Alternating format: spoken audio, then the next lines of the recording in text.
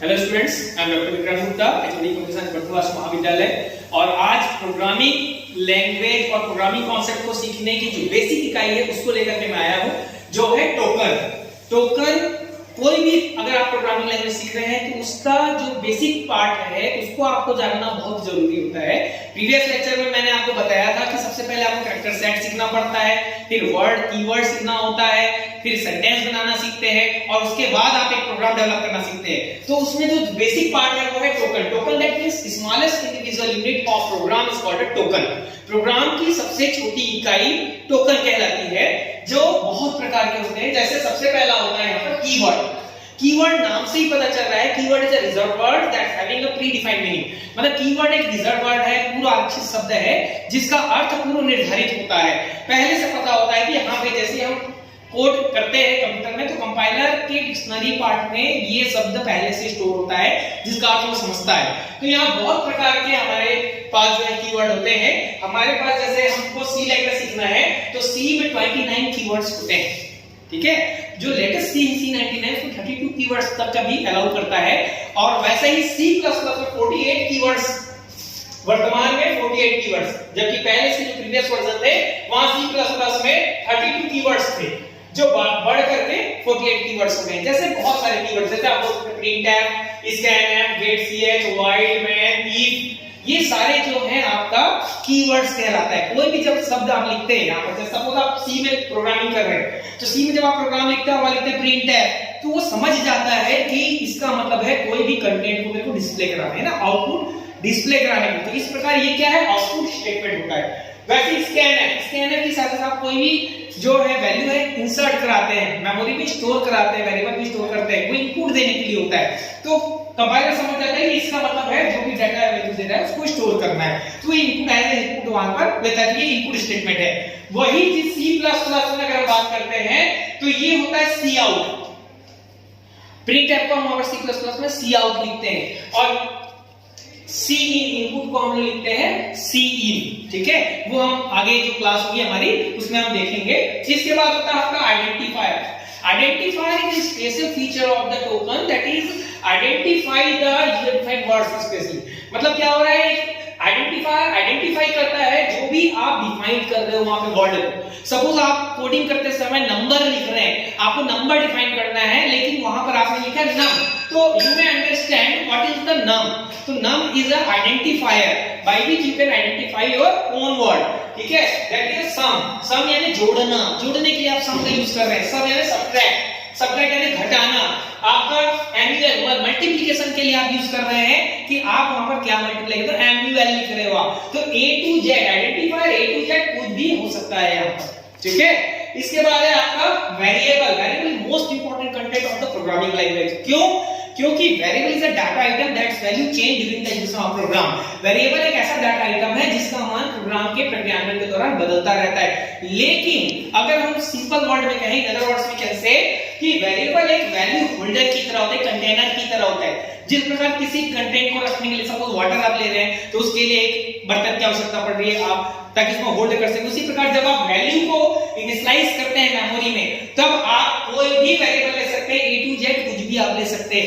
As a identifier को भी आप एज अ वेरिएबल वहां पर लिख सकते हैं जो वैल्यू को होल्ड करता है। क्योंकि आपको हमेशा याद रखिए कि कंप्यूटर की मेमोरी में भी डायरेक्टली वैल्यू इनिशियलाइज हम नहीं कर सकते हैं। कोई भी वैल्यू अगर इनिशियलाइज करना है, स्टोर करना है, तो आपको वेरिएबल की आवश्यकता पड़ती है जो A to Z कुछ भी हो सकता है। अब हम बात करते हैं वेरिएबल के प्रकार की। तो यहाँ पर मुख्य रूप से दो प्रकार के वेरिएबल होते हैं। पहला होता है ग्लोबल वेरिएबल, दूसरा होता है लोकल वेरिएबल।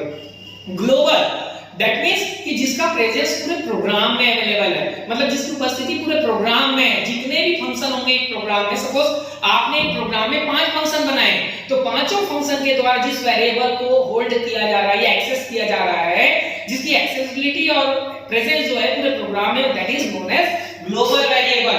ये बियॉन्ड द स्कोप हम इसको इनिशियलाइज करते हैं, ठीक है।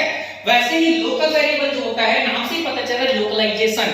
Local that means within scope. आप एक फंक्शन की स्कोप के अंदर जब एक वेरिएबल को डिक्लेयर कर रहे हो तो केवल और केवल वही फंक्शन उसको एक्सेस कर सकता है जिसके अंदर उसको आपने डिक्लेयर किया है, ठीक है। बाकी जितने फंक्शंस हैं वो उसको एक्सेस नहीं कर सकते, इसलिए वो कहलाता है आपका लोकल वेरिएबल कहलाता है, ठीक है। इसके बाद आता है आपका चौथा है कांस्टेंट। ये छोटे शॉर्ट आंसर में आता है या ऑब्जेक्टिव क्वेश्चंस में भी ये क्वेश्चन आता है। Constant unlike variable that doesn't change during the execution of program, that is a constant, मतलब जिसका मान प्रोग्राम के क्रियान्वयन के दौरान नहीं बदलता है, दैट इज अ कांस्टेंट। ठीक है, तो कांस्टेंट में आपका क्या होता है, यहां पर जब आप कोई कांस्टेंट के बारे में अगर हम देखते हैं तो यहां पर मुख्य रूप से दो प्रकार के कांस्टेंट होते हैं। देखिए मैं आपको बता देता हूं।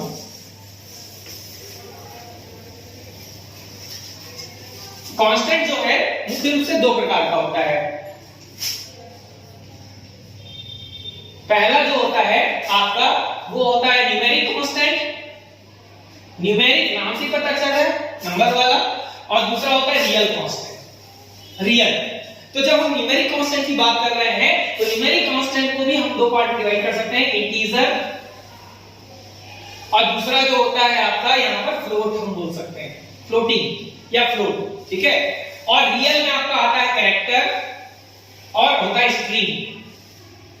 देखिए, तो जब हम इंटीजर कांस्टेंट की बात कर रहे हैं तो हमको साफ पता चल रहा है कि पूर्णांक वैल्यू यानी 0 to 9 जो हम वैल्यू ले रहे हैं वो आपका यहां पर क्या हो रहा है, इंटीजर कांस्टेंट हो रहा है, क्योंकि आप 1 ही लिख सकते हैं, 1 की वैल्यू चेंज करके 2 नहीं लिखा जा सकता है। ठीक है, और ना ही एक नंबर को दूसरे नंबर में आप इनिशियलाइज कर सकते हैं। ठीक है, उसका कोई फिक्स्ड मान होता है।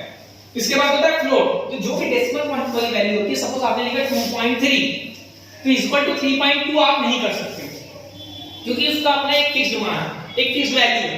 ठीक है, तो ये आपका है फ्लोटिंग, तो जो भी दशमलव वाला वैल्यू रहेगा वो आपका फ्लोटिंग कांस्टेंट रहता है। इसके बाद आता है character that means A to Z। मैंने अभी आपको बताया कैरेक्टर, जो भी आपका कैरेक्टर वर्ड है आप वहां पर यूज कर सकते हैं। ठीक है, जिसका मान जैसे आप कर रहे हैं अब, लेकिन यहां पर कैरेक्टर है लेकिन ये क्या है, वेरिएबल नहीं है। तो वेरिएबल अगर होता तो इसकी वैल्यू चेंज हो जाती, A to Z तो हमने वहां भी लिखा है। तो अंतर क्या है, तो अंतर ये है कि जब आप इसी कैरेक्टर को कोटेशन मार्क में लिख देते हैं तो इसकी वैल्यू क्या हो जाती है, फिक्स्ड हो जाती है। You can't change this value of this variable. ठीक है, आप वैल्यू ऑफ दिस वेरिएबल, आप यहां पे जो वर्ड है लेटर है, सपोज वेरिएबल तो है नहीं ये, क्योंकि अब ये वेरिएबल से क्या बन गया, कांस्टेंट बन गया, और कांस्टेंट बनते ही इसका मान आप नहीं चेंज कर सकते हैं। तो जो भी सिंगल कोट में लिख रहे हैं आप कैरेक्टर को, वो आपका कांस्टेंट बन जाता है। उसके बाद स्ट्रिंग डेफिनेशन होता है ग्रुप ऑफ कैरेक्टर, अक्षरों का समूह स्ट्रिंग कहलाता है। अक्षरों का समूह क्या कहलाता है, स्ट्रिंग कहलाता है। सपोज मेरा नाम मैंने लिखा VIKRANT, ठीक है, आप देखिए इसको मैंने डबल कोटेशन में रखा है। ठीक है, डबल कोटेशन में रखते ही ये क्या बन गया, मेरा कांस्टेंट बन गया, इसका वैल्यू चेंज नहीं होगा। That is a string, group of characters called a string. ठीक है, कई किताबों में टोकन का पार्ट ही स्ट्रिंग लिख देता है। ठीक है, लेकिन वो किसका पार्ट है, रियल कांस्टेंट का पार्ट है। समझ आई आपको कांस्टेंट? इसके बाद जो मोस्ट इंपॉर्टेंट कॉन्सेप्ट है वो है ऑपरेटर। जबकि ऑपरेटर की अलग से क्लास होनी चाहिए, लेकिन फिर भी मैं आपको बता रहा हूं यहां पर, क्योंकि ऑपरेटर अपने आप में एक बहुत बड़ा क्वेश्चन बन जाता है। ठीक है, तो ऑपरेटर की जब हम बात करते हैं तो यहां पर आप देख सकते हैं ऑपरेटर क्या है। तो operator is a symbol that instruct to computer to perform any mathematical logical task. Operator एक चिन्ह मात्र होता है जो कंप्यूटर को कोई गणितीय तार्किक क्रियाविधि को संचालित करने के लिए निर्देशित करता है। दैट मींस आप जोड़ना चाह रहे हैं, सपोज a plus b तो आपको जोड़ने के लिए अलाउ करेगा, a minus b तो आपको घटाने के लिए अलाउ करेगा। ऐसे ही आप कंडीशनल ऑपरेटर का भी यूज कर सकते हैं। तो ये ऑपरेटर होगा। ऑपरेटर दैट मींस एक चिन्ह है, operator symbol that instruct to perform mathematical logic. ठीक है, समझ आया? अब जब हम बात करते हैं ऑपरेटर के टाइप्स की, तो वैसे तो बहुत प्रकार के ऑपरेटर होते हैं, लेकिन जो मुख्य रूप से बेसिक ऑपरेटर होते हैं वो तीन प्रकार के होते हैं। पहला होता है यूनरी ऑपरेटर, दूसरा बाइनरी, तीसरा टर्नरी ऑपरेटर। तो जब हम बात करते हैं यूनरी ऑपरेटर का, तो when we use operator with single operand, जब हम इस्तेमाल करते हैं कि ऑपरेटर के साथ सिंगल ऑपरेंड का, तो यहां पर ये ऑपरेटर है आपका प्लस प्लस। ठीक है, ये कौन सा ऑपरेटर, ये इंक्रीमेंट ऑपरेटर, याद रखिएगा हमसे इंक्रीमेंट ऑपरेटर है। तो इसके साथ जब हम बात कर रहे हैं ऑपरेंड का, सिंगल ऑपरेंड ले रहे हैं, तो ये क्या कहला रहा है हमारा यूनरी ऑपरेटर। ठीक है, इसके बाद जब हम बात करते हैं बाइनरी ऑपरेटर की बात करते हैं, तो नाम से ही पता चल रहा है बाइनरी, बाई यानी दो। ठीक है, when we use two operand with a single operator that is known as binary operator. मतलब जब आप दो ऑपरेंड का इस्तेमाल करते हैं तो वो आपका कहलाता है बाइनरी ऑपरेटर। समझ आ गया?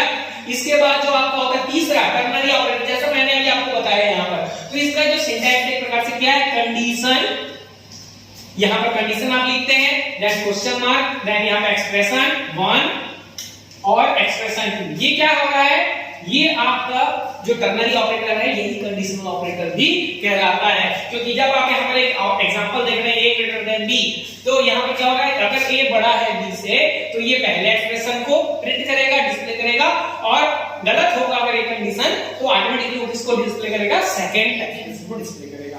तो ये बेसिक ऑपरेटर्स है। लेकिन इसके अलावा 8 प्रकार के ऑपरेटर होते हैं। अब वो कौन कौन से ऑपरेटर हैं, बहुत इंपॉर्टेंट है। आज मैं आपको पूरा टोकन पूरा कंप्लीट बता देता हूं, ठीक है।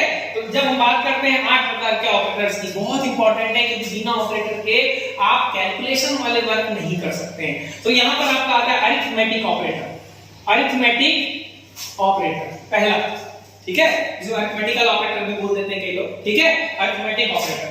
अब ये कौन कौन से मैं बताऊंगा आपको, ठीक। दूसरा होगा रिलेशनल ऑपरेटर, नाम से ही पता चल रहा है रिलेशनल ऑपरेटर, ठीक है, रिलेशनल। तीसरा होता है लॉजिकल ऑपरेटर, लॉजिकल ऑपरेटर। चौथा होता है असाइनमेंट ऑपरेटर, असाइनमेंट ऑपरेटर। फिर पांचवा होता है आपका कंडीशनल ऑपरेटर, जो अभी हम बात कर रहे थे, कंडीशनल ऑपरेटर। फिर होता है increment, increment, decrement operator, decrement operator. और फिर होता है सातवां आपका बिटवाइज ऑपरेटर। बिटवाइज, बीट के बारे में हमने प्रीवियस लेक्चर में बात की हुई है कि बीट क्या होता है, measurement unit of the computer memory, that is known as bit. और ये आपका होता है 8वां जो है स्पेशल ऑपरेटर, स्पेशल नाम से पता चल स्पेशल, ठीक है। अभी कौन कौन से ऑपरेटर आप देख सकते हैं, अरिथमेटिक ऑपरेटर, तो प्लस माइनस। अच्छा ये देखिए मल्टीप्लिकेशन के लिए हम यहाँ पर कौन सा सिंबल यूज करें, एस्टेरिस्क सिंबल। यहाँ पर वो क्रॉस इस्तेमाल नहीं करेंगे, हम यहाँ पर एस्टेरिस्क सिंबल का इस्तेमाल करेंगे। इस बार डिवीजन, मॉड्यूलो डिवीजन जिसको अपन बोलते हैं, रिमाइंडर ऑपरेटर शेष पद के लिए, ठीक है। इसके बाद है relational operator, less than, greater than, less than equal to, greater than equal to. अच्छा जब भी प्रोग्रामिंग में आप इक्वल टू की बात करते हैं तो प्रोग्रामिंग में इक्वल टू दैट मींस होता है 2 बार बराबर का इस्तेमाल करना। सिंगल इक्वल का कहां इस्तेमाल होता है मैं बताऊंगा आपको, जल्दी से बता देता हूं। लॉजिकल में लॉजिकल एंड आप गेट पढ़े हैं, एंड और नॉट, तो एंड के लिए हम ये वाले इस्तेमाल करते हैं, एंड% सिंबल 2 बार, ठीक है। इसके बाद लॉजिकल और ये पाइप सिंबल है, पाइप सिंबल का इस्तेमाल करते हैं। और नॉट के लिए आप एक्सक्लेमेटरी सिंबल का इस्तेमाल करते हैं, विस्मयादिबोधक बोधि जिसको हम बोलते हैं ना, विस्मयादिबोधक चिन्ह, वो होता है एक्सक्लेमेटरी सिंबल, इसका इस्तेमाल करते हैं नॉट। तो एंड और नॉट। अब असाइनमेंट की जब हम बात कर रहे हैं तो यहां पर आपका सिंगल इक्वल होता है, वो होता है असाइनमेंट। दैट मींस जब whenever you want to initialise a value in a variable, that is known as assignment operator. मतलब जब भी आप कोई वैल्यू डालना चाह रहे हैं वेरिएबल में, वो आपका असाइनमेंट ऑपरेटर होता है। तो assign equal then, add then equal to, subtract then equal to, आप यहां पर लिख सकते हैं। इसके बाद है कंडीशनल ऑपरेटर, जो हम अभी पढ़ रहे थे, कंडीशन, क्वेश्चन मार्क, एक्सप्रेशन 1 और एक्सप्रेशन 2।